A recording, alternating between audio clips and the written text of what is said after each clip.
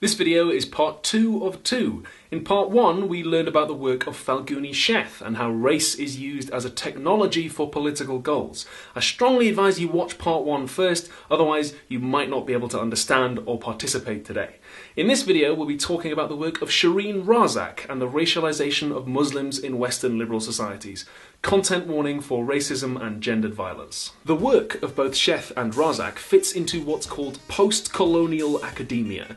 That's where we say, okay, white European nations have a history of colonialism, slavery, genocide, and that has shaped the way the world is today.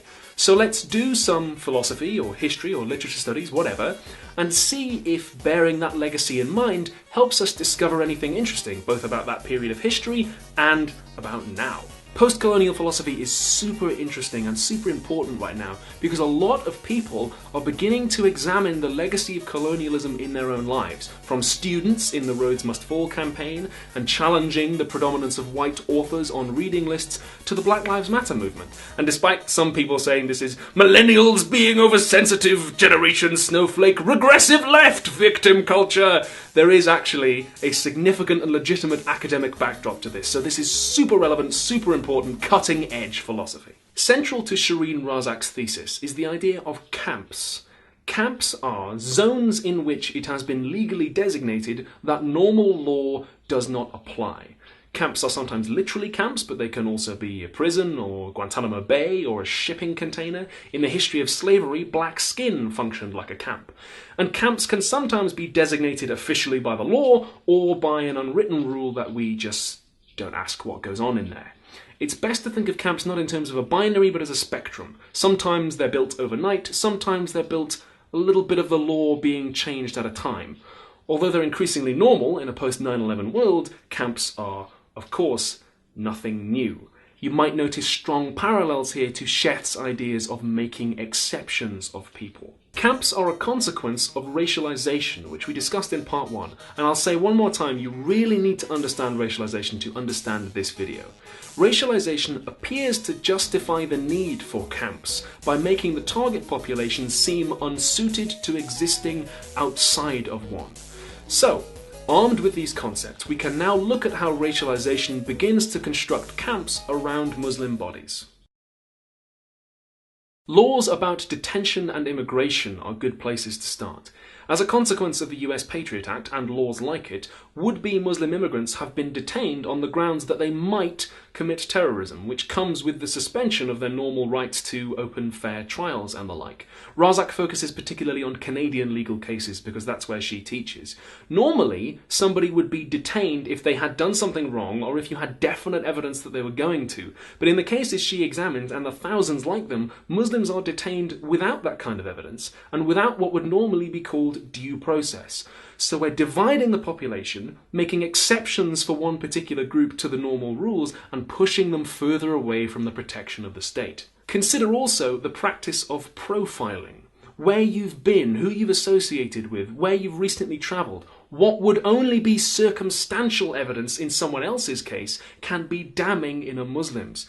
Razak calls this sleeper cell logic, the idea that all Muslims might be a threat because they're Muslim, no matter how much evidence you might have for that in an individual case.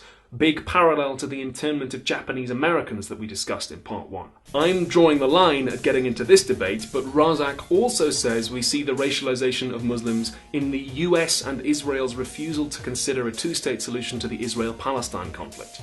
The idea is that just as anti-Semitism can play a role in anti-Zionism, so too can racism play a role in people thinking that Palestinian Muslims voted the wrong way in the 2006 Palestinian election. I am going to get enough hate in my comment section without getting into that, but there's another example for you to consider. What all these examples feed into is what Razak calls the culture clash narrative. The idea that Islam is fundamentally different from and incompatible with, quotes, Western values, and therefore that it must be eradicated. Not only is this an obvious example of racialization in action, but it's also a colonial way of thinking. The culture clash narrative can be used to justify feelings of superiority in the dominant culture, and therefore be used to justify aggressive, imperialist policies and crimes. We see this narrative being spun when Islam is referred to as barbaric, irrational, or medieval. The language of rationality has long been used to mark out certain groups as incapable of being reached by anything but violence, located in a pre-modern, uncivilized state from which we, the modern civilized people, must liberate them, and where, crucially, that liberation will take place on our terms, not theirs. If you've read any Sam Harris or Christopher Hitchens or Richard Dawkins and many other people, you might recognise some of these themes. What all this gets at is the control of the unruly that we talked about in part 1. If you're in the group that's racialised and pushed out, well, that'd be bad for you, so better stop being unruly and toe the line. Better be one of the good Muslims who does what they're told, doesn't speak up about any systemic injustices they might suffer, and doesn't criticise sovereign power. And if you're constantly being asked to reaffirm your loyalty because you're constantly under suspicion, then there's less room for you to go, you know what, obviously ISIS are a bunch of assholes, but at the same time, I don't think my government's foreign policy in Syria is the right way to go. Because if you do, this is what happens. Muslims are cast out of a whole range of political positions that other citizens can publicly occupy much more easily. The special measures that single out Muslims for detention and attention are racializing because they say that all the means for governance we have, the law, due process, our rights, those are for us. They do not work on you, and therefore they do not apply to you, because you are fundamentally different, dangerous, savage. Razak says we also see the racialization of Muslims in the way that we respond to patriarchal violence in Muslim families and communities within our own nations. Take so-called honor killings. When the media and politicians talk about these, they talk about them as if they have only Muslim causes. The wrongness is located in Islam, the, quotes, culture that supposedly promotes these killings. Contrast that to the way we talk about white women who are murdered for leaving abusive relationships. There, the wrongness is located most often in the individual murderer. Honor killings are sequestered in their own little zone and not usually talked about as an example of the violence that faces women everywhere as a result of patriarchy. Razak says again, we're feeding the culture clash narrative, making exceptions of one group of people. When we look at a woman wearing a veil and see her as automatically oppressed and in need of liberation without giving her a voice in that discussion, we again racialise Muslims as a pre-modern, uncivilized people. And we also erase the agency of Muslim women who choose to wear the veil for a variety of religious and other reasons.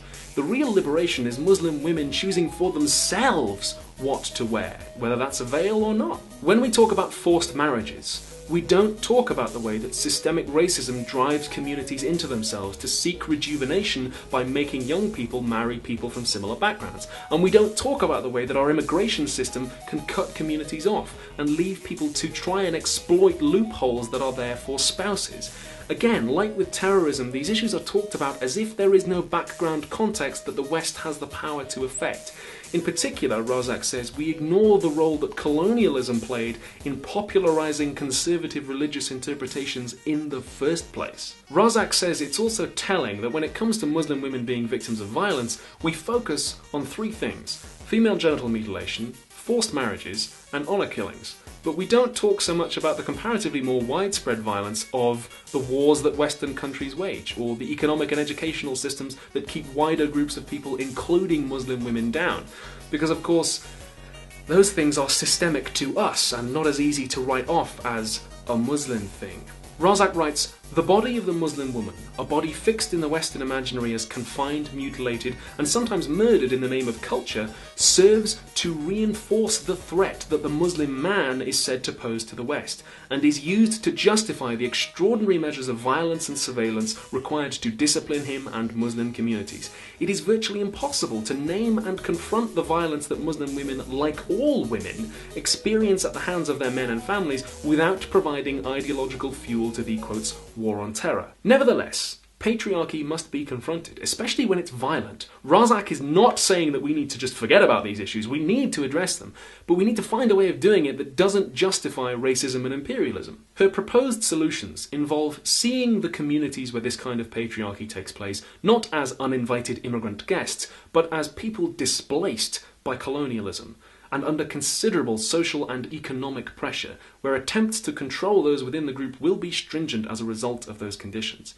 The real solutions involve giving women in those communities more options to seek help in a way that suits them, like shelters, housing, education, safe spaces for women, better trained service providers, the things that make it easier for everyone to live.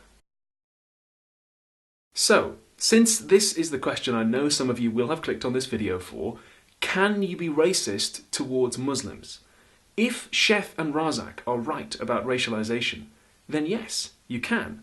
Because the distinguishing feature required to begin racialization could, in the right historical context, be skin color or religion or gender identity even, if history was the right way, because race comes from power, as we discussed in part 1. And whether or not you want to attach that label to it, the practice of making exceptions for Muslims in the law and in the minds of the people is a worrying trend in all the ways that Razak has observed, and maybe you can think of some other ways in which Muslims are made exceptions of. Some people will tell you that you can't be racist towards Muslims because Islam is a religion, not a race. As we've seen over these two videos, that presupposes a certain definition of the word race, which it is possible to argue against. As I explained in part 1, quoting the dictionary would be begging the question. Does this mean that the doctrines of Islam should never be criticised, or that the actions of groups for whom Islam is an ideological pillar should never be criticised? No, it doesn't mean that. That's a straw man used by people who like to throw around the term regressive left.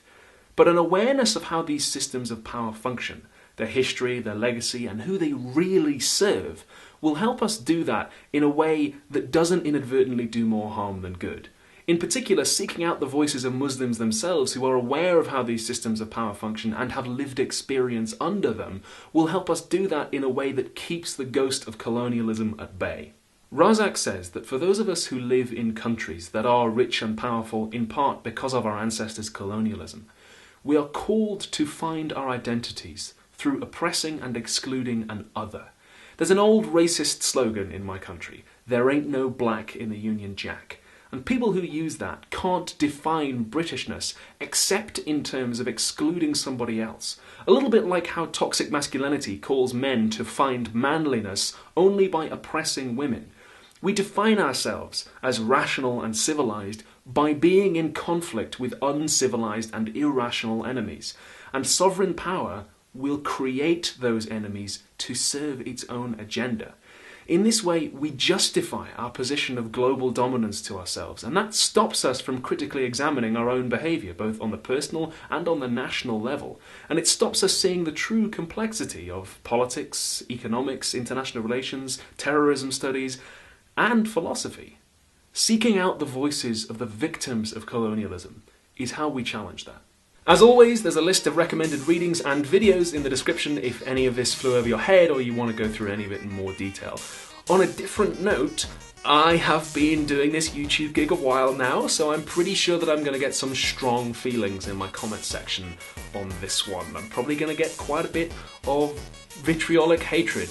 I hope that if you haven't found these videos useful, you can at least see that I'm not pulling this stuff out of my butt. I really researched on these videos and really put a lot of work in. And this is challenging stuff, intellectually and maybe personally as well, and that's very much what this channel's about. You'll find 100 channels that will just summarise what Plato or Nietzsche said, and then as soon as you finish watching the video you'll forget what they ever said, but you'll feel clever. That's not what I'm about. I want to get people in a position where they can actually do philosophy and use it to engage with the world today. And if you haven't found these videos useful, then it's not because I'm trying to pull the wool over your eyes or cut any corners in any way. If you did find them useful, then letting me know you did or sharing them with somebody else who might like them would really, really be appreciated. So what do you think of Chef and Razak and the way race comes from power? Leave me a comment. I will go through some of them next time. I know I didn't on these two episodes, that's because they were already running long. And for more philosophical videos from me every Friday, please subscribe. Lastly, if you've made it this far into the video, then I can only assume that you are a keen bean. So I have a Patreon page. If you could support me giving free education to everybody anywhere in the world for free, then I would really, really appreciate that, because I do not have a lot of money or get a lot of money out of this. But if you can't, no worries, we'll leave it, and I'll see you in the next video. Bye!